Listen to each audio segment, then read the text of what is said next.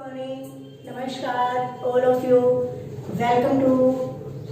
मैं सुनीता कंबोज आज 10th class में एसएसटी की इको की बुक शुरू करवाने जा रही हूँ, इकोनॉमिक्स की आर्थिक विकास, जिसका फर्स्ट लेसन है आर्थिक विकास की समझ।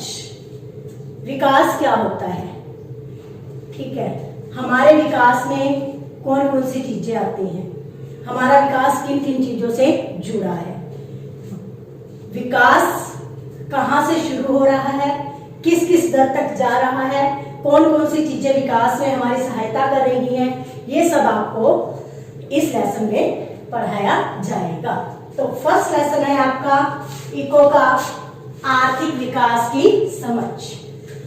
तो सबसे पहले आपको विकास का पता होना चाहिए। विकास क्या होता है? मनुष्य की जितनी इच्छाएं होती हैं, आकांक्षाएं होती हैं, ठीक है, जिनको वो पूरा करना चाहता है, उन इच्छाओं की पूर्ति करना ही हमारा विकास कहलाता है। अगर हमने किसी चीज की इच्छा जाहिर की है कि हमारी ये इच्छा पूरी हो, हम आगे तरक्की कर सकते हैं, तो उसे बोला जाता है विकास। एक व्यक्ति का विकास एक देश तक सीमित नहीं होता, पूरे राष्ट्र के लिए उसका विकास मायने रखता है। सपोज करो आप किसी अच्छी पोस्ट पे जा रहे हो, तो उसका इफेक्ट आप पे नहीं बल्कि आप के साथ जो लोग जुड़े हैं उनके साथ भी रेफर करता है विकास। उसके बाद है कि कितने प्रकार का होता है विकास। विकास होता है दो प्रकार का, एक होता है आपका सामाजिक विकास, एक होता है आपका आर्थिक विकास।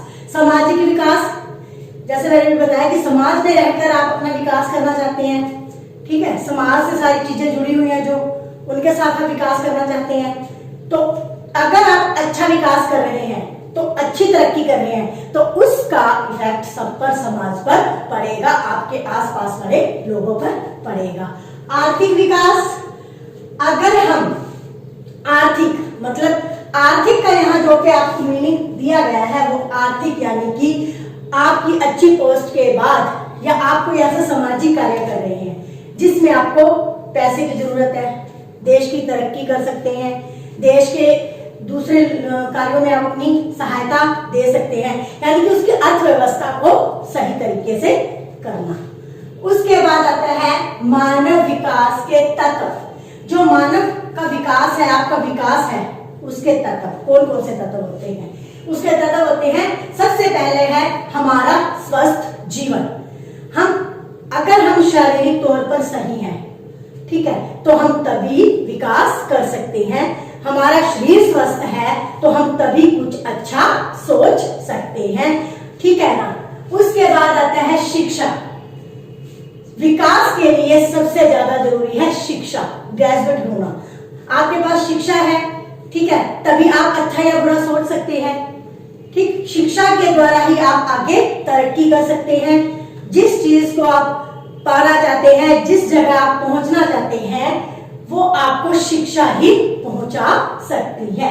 सूचना प्राप्त करना, ठीक है, यानी कि तरह तरह की सूचनाएं प्राप्त करना। शिक्षा प्राप्त करके हम एक ऐसे लेवल पर, ऐसी जगह पर पहुंच जाते हैं जहां से हमें देश की सूचनाएं प्राप्त करनी चाहिए, जिससे हमारा देश विकास कर सके। जीवन जीने के नए तरीके, यानी कि अगर हम विकास कर रहे हैं तो हमारे सामने नए नए ऐसे तरीके आएंगे जो हमें जीवन जीना सिखाएंगे। जीवन जीने के लिए नए नए तरीकों से होकर हमें गुजरना पड़ेगा।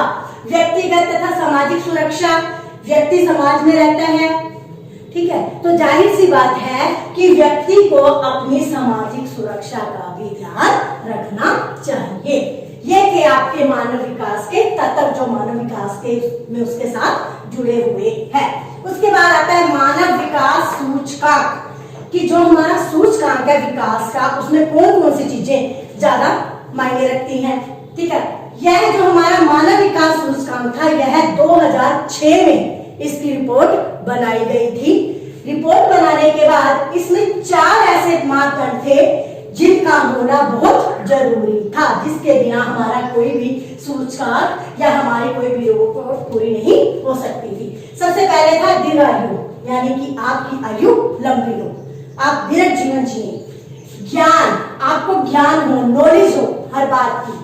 व्यक्तिगत आय, आप कितना कमा रही हो, आपकी आय क्या है, ठीक। उसके बाद आता है स्कूलों में बच्चों का नामांकन, यानी कि जिस स्कूल में आप पढ़ रहे हैं उस स्कूल में आपका नाम है या नहीं। आप स्कूल किस स्कूल में जा रहे हैं, बच्चा किस स्कूल से शिक्षा प्राप्त कर रहा है, वो सब की सब चीजें। तो ये हमारे मानव विकास सूचकांक में 4 चीजें आपकी बताई गई हैं, दीर्घायु, ज्ञान, व्यक्तिगत आय और स्कूलों में बच्चों का नामांकन। इन 4 चीजों को लेकर 2006 में मानव विकास सूचकांक की रिपोर्ट तैयार की गई थी। उसके बाद आता है प्रति व्यक्ति आय, कि एक व्यक्ति की आय कितनी हो सकती है हमारे देश में। एक वर्ष में एक राष्ट्र की कुल आय को देश की कुल जनसंख्या के साथ विभाजित करना, और विभाजित करने के बाद जो आय प्राप्त होती है वो होती है हमारी प्रति व्यक्ति आय, यानी कि एक व्यक्ति की आय एक वर्ष में, एक साल में एक राष्ट्र, हमारा राष्ट्र, ठीक है, उसकी कुल आय को देश की कुल जनसंख्या से विभाजित करना, ठीक है। जैसे प्रति व्यक्ति आय कुल राष्ट्रीय आय बटे में कुल जनसंख्या, यानी कि जनसंख्या के आधार पर हमारी जो राष्ट्र की आय है, राष्ट्र की इनकम है, वो तय की जाती है। ये है हमारी प्रति व्यक्ति आय की एक व्यक्ति कितनी आय कमा सकता है।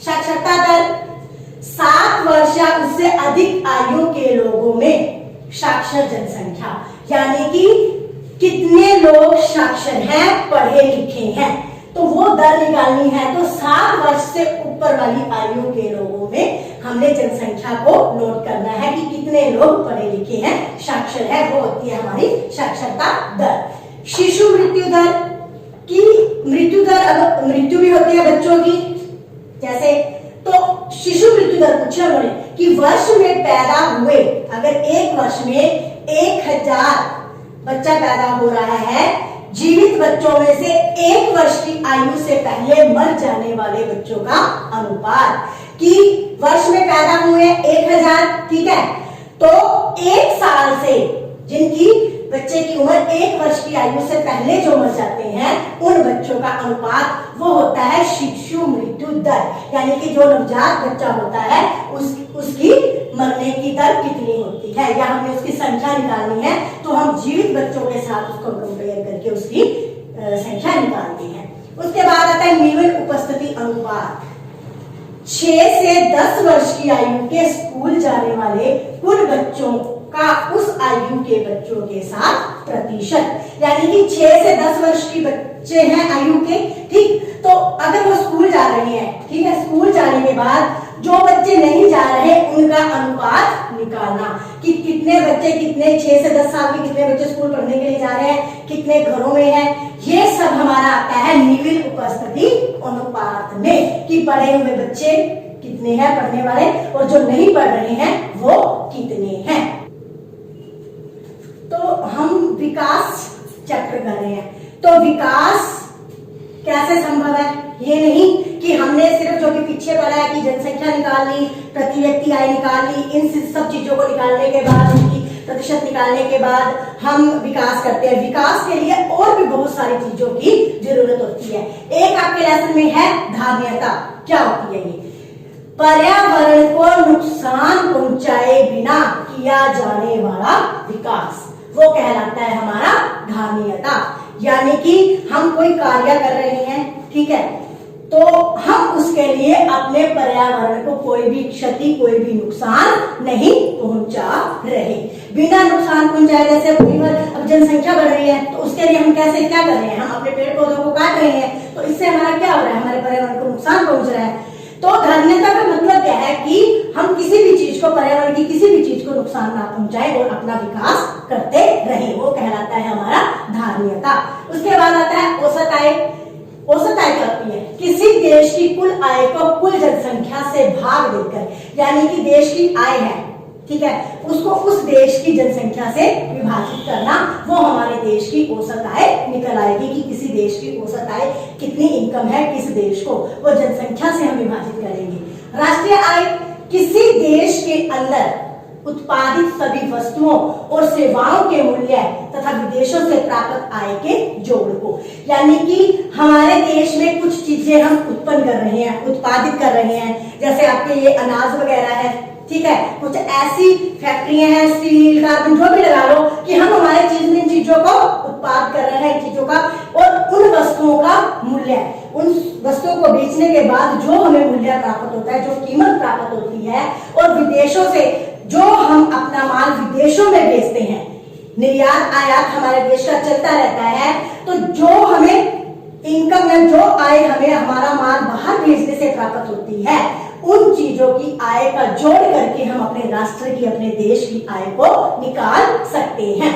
उसके बाद आता है प्रदूषण, हमारा प्रदूषण, क्योंकि विकास में सबसे ज्यादा अगर हमें किसी चीज की प्रॉब्लम आती है तो वो है हमारा प्रदूषण। तो किन किन चीजों से प्रभावित होता है? उद्योग, परिवार, यातायात, कृषि, अन्य क्रियाओं से जो हमारी हवा, पानी, भूमि, इनको, हमारे पर्यावरण को प्रदूषित करते हैं, यानी कि जिससे हमारा पर्यावरण प्रदूषित होता है, उन चीजों को, उन क्रियाओं को हम प्रदूषण कहते हैं। और ये चीजें हमारी हवा, पानी, शुद्ध चीजें हैं जो इनको ये नुकसान पहुंचाती हैं।